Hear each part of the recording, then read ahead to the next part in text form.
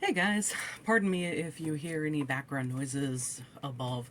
My parents are doing some work in one of the rooms to get things cleared out so that, you know, the rooms that my uncle had upstairs can be turned into one is going to be a guest room and one is going to be my craft room. So it's going to be a long process because that man had a lot of stuff. Anyway, so today, when I'm actually recording this, it is Saturday, June 3rd. And that is a date with particular meaning in my life, so I just wanted to sit down and talk about it for a little while. June 3rd, 1996 is when we actually had one of our cats. Let me back up a few steps. When I was a kid, we adopted a black cat that I named Scratchy. Not after the Itchy and Scratchy character from The Simpsons, but after a cat, another kitten named Scratchy that I had seen that previous summer out in Washington when we were visiting a friend of my dad's while we were there visiting my grandparents. If you can follow that train of thought. Anyway, so we had this cat named Scratchy until I was about 12. Then, what turned out to be a mother cat ended up hanging around our backyard, and we didn't adopt her. She was too feral. But we did adopt her 3 kittens. Those became Pepper, Sammy, and Stevie. Then the mother cat, we hadn't caught her at that point. You know, she was still outside. She had another litter of kittens. Those 3 became Tigger, Felix, and Fidget. Felix and Fidget we gave away to other families, but we kept Tigger, and he was this little gray and white kitten. And he grew up. Well, when he was about 7 months old, we had adopted another white and gray kitten that kids at my bus stop had brought to the house and said, "Hey, we know you have a lot of cats. Is this one yours?" And I took it, and I'm not yet. But she became Powder. Well, her and Tigger, before Tigger could get fixed. And Powder ended up pregnant. She had 5 kittens at something like 7 months old or something like that. Yeah, I think she got pregnant at 5 months and then gave birth at 7 months. Or whatever the gestational period for cats is, I'm not sure. Anyway, she was still basically a kitten herself, ultimately. But she ended up giving birth on June 3rd, 1996. So we ended up keeping one of the kittens, gave the other 4 away, and then we wound up with 2 other cats. So, yeah, we had 9 at one point. I will never have more than 2 cats at once again.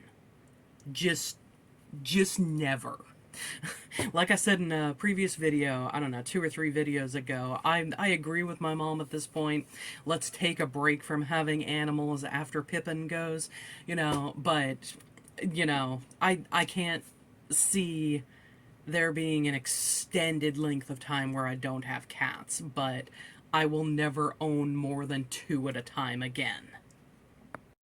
So the other thing that happened on June 3rd in 97 was I had gotten into the Beatles the previous summer, in 96, and June 3rd, 1997 was, for a long time, the greatest night of my life. Because it was the night that I was able to go and see Ringo Starr in concert for the first time. And oh my god, that was an incredible night.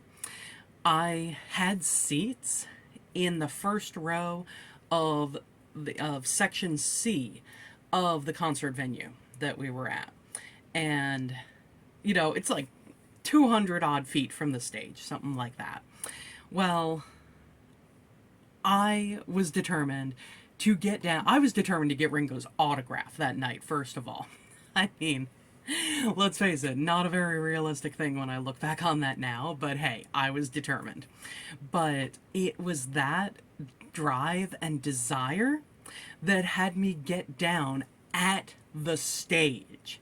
Like, literally, here is me, here is where the stage is. I had my hands on the stage. Because at one point, going to a concert, I knew I wanted to bring some kind of sign. So I made this long cardboard thing that said, "I love you, Ringo," on it. And I brought that with me. And for the last song, which was With a Little Help from My Friends, that he always closes out his concerts with, I was holding that out in front of me on the stage so he could see it with my arms resting on the stage. And he looked at me. Like, he looked at me, he acknowledged the sign. It was freaking amazing. But yeah, the other amazing thing that happened that night is Peter Frampton was one of the all-stars in that lineup for that concert. Let me see. I think there was obviously Ringo, Peter Frampton, Jack Bruce was there. I want to say Simon Kirke. I don't remember who else, because, you know, we're talking 1997. This is, how many years ago was that? Oh my God, that was 26 years ago. Wow. Okay, I feel old. Anyway, so one of the other things that I had done was I had made Ringo a birthday card. Like, I had drawn it on just the regular printer paper, folded it in half, you know, made it into a birthday card kind of thing. Drew whatever picture, wrote whatever message. And I knew that, you know, just throwing a piece of paper folded in half wasn't going to do squat as far as going anywhere. So I don't remember exactly when during the concert I did this, but I folded it into a paper airplane. And I tried to fly it so that it would land in front of Ringo, because there he is, like, you know, 8, 9, 10 feet in front of me. And for whatever reason, I just suck with paper airplanes, you know, in all honesty. But for whatever reason, you know, however the wind caught it or whatever, it took this sharp right towards Peter Frampton and basically landed at his feet. And I see him playing, and he was kind of looking down, and he must have seen it because his eyebrows shot up. And minute or so later, this thing comes flying towards me. I thought it was a coin that had ricocheted from the audience behind me. But I pick it up and I start to put it in my pocket, and then I'm like, wait, this doesn't feel circular like a coin. And I look at it, and it's Peter Frampton's guitar pick. So I'm not exactly sure where it is. You know what? I'm going to see if I can find it really quick. I think I know where it is. Be right back. It was right where I thought it was. And now at least this forces me to potentially clean up more in the back of my room. But anyway, I have put it in this jewelry box, and that is where it's been staying, you know, pretty much since. Oh my God, I almost dropped it. Anyway, yeah, I don't know how cameras work, or at least the reverse look thing.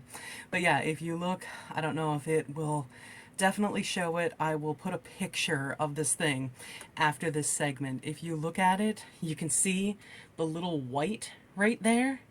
That says PF. And it's all scratched up and amazing. And no, I have never used this when I play guitar, because I do know how, sort of. I still remember some chords and whatnot. I plateaued pretty quickly, but I was in love enough with the Beatles that I wanted to learn not only the lyrics to their songs, but how to play them on guitar so that I could both play and sing the stuff. But yeah, this guitar pick is definitely one of my most treasured possessions, because it's just amazing, like, how many people, I mean, I know that musicians commonly throw guitar picks or drumsticks or, you know, whatever out to the audience after a concert, but I mean, realistically, how many people can say that they have Peter Frampton's guitar pick? So yeah, you know, June 3rd has ultimately been a pretty cool day to me. Thanks for watching, guys. I will see you next time. Bye.